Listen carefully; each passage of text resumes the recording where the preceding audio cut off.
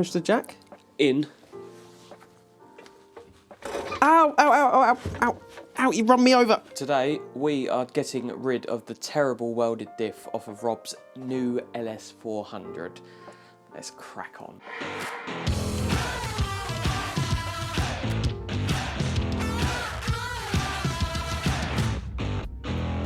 Right, so this is what it looks like underneath. This is obviously the rediff.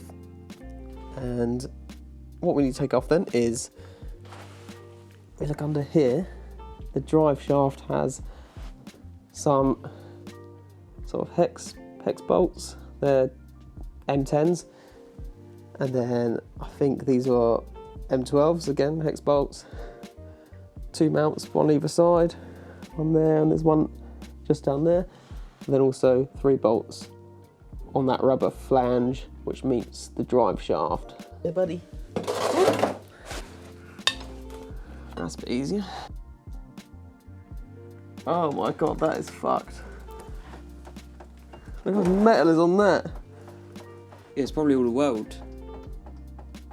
That, kids, is why you don't weld a diff.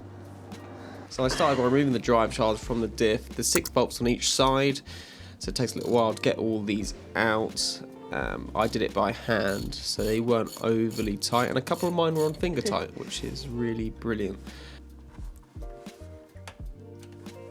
Oh, that's one.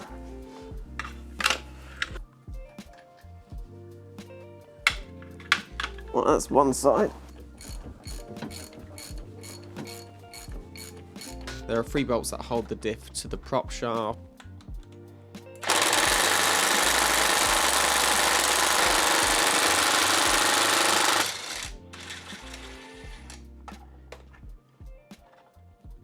Don't forget to put the gasket on.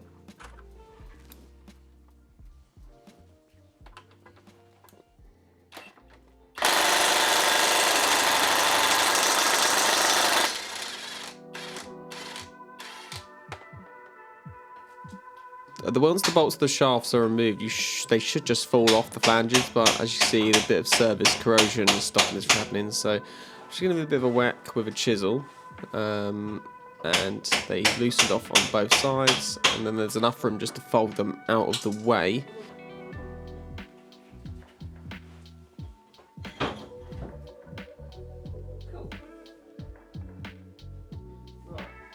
Now I need to reuse the flanges on the diff, as the diff I bought didn't come with any flanges, and my idea was to lever these out whilst it was on the car, which you can see failed epically. So we're gonna have to get these off when they're off the car.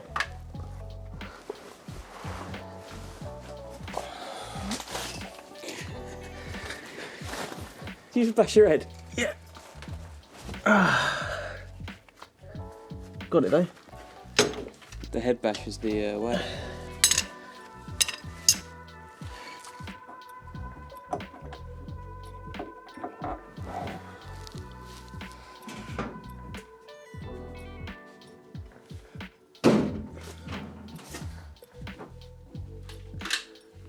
Worked, didn't it? Yeah.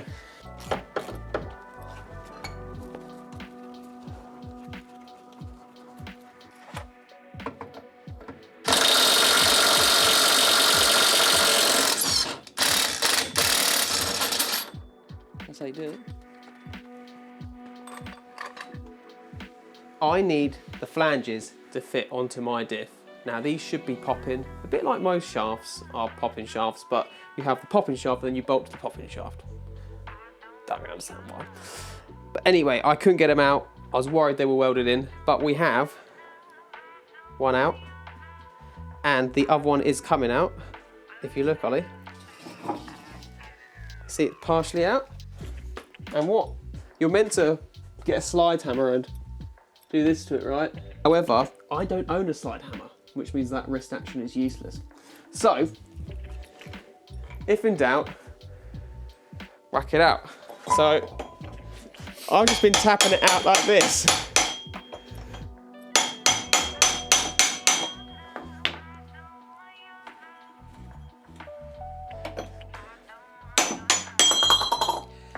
Yes! That saved me 200 quid. So If anyone wants a welded diff for an LS400, let me know. You can have this one.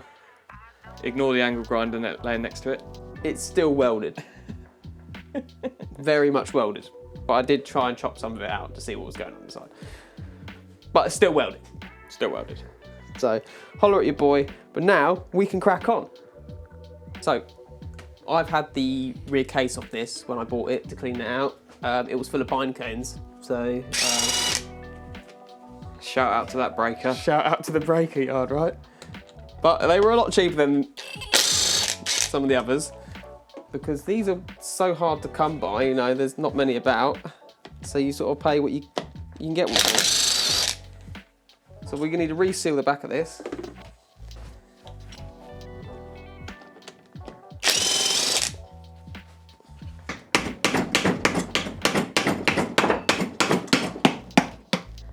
We need a sturdier workbench. Yeah. Well, this was a desk, wasn't it? It's not even a workbench. It was like where someone had a computer.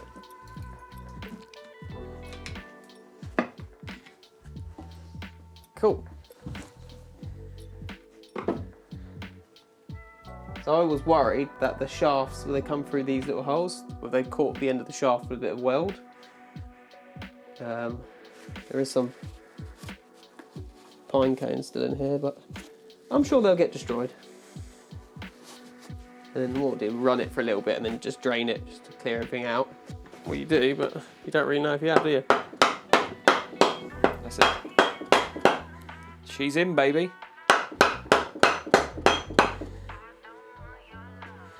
Cool, that's one.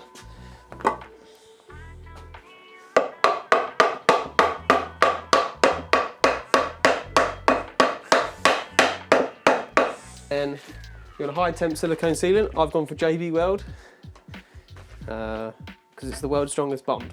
It is, I've heard that. So let's just lather a bit of that in there. One of our friends' cars is held together with JB Weld.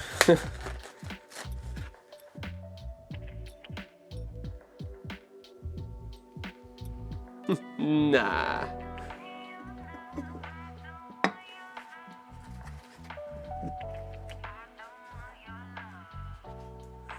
Right, now there obviously is a Torq spec for these.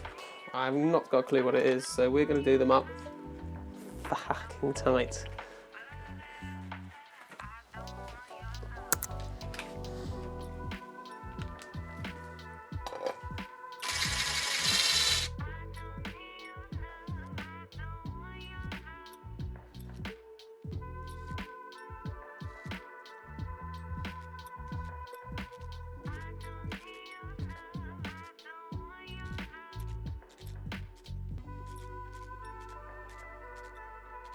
Then crush washer.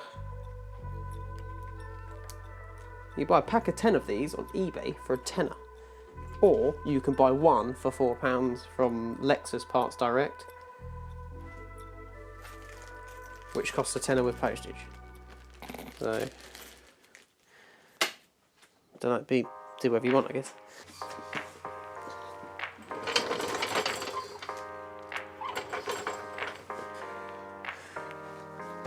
Why not push the jack in?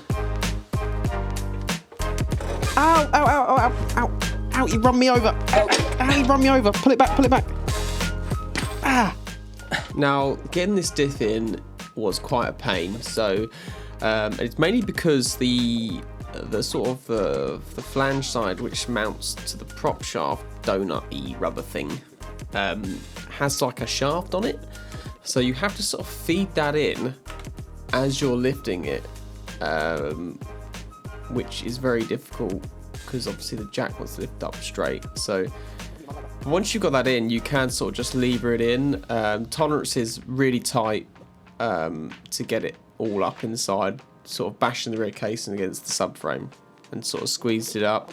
And we had to take multiple passes at getting this sort of in the right place, going all the way up and all the way down for ages.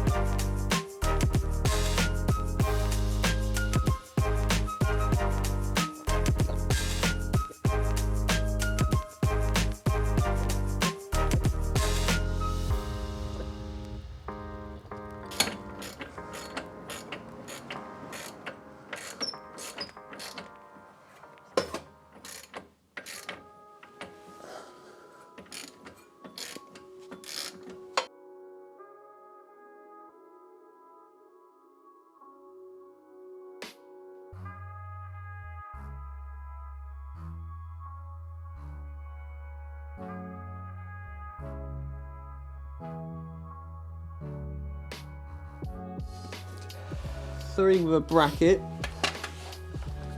Pop these back on.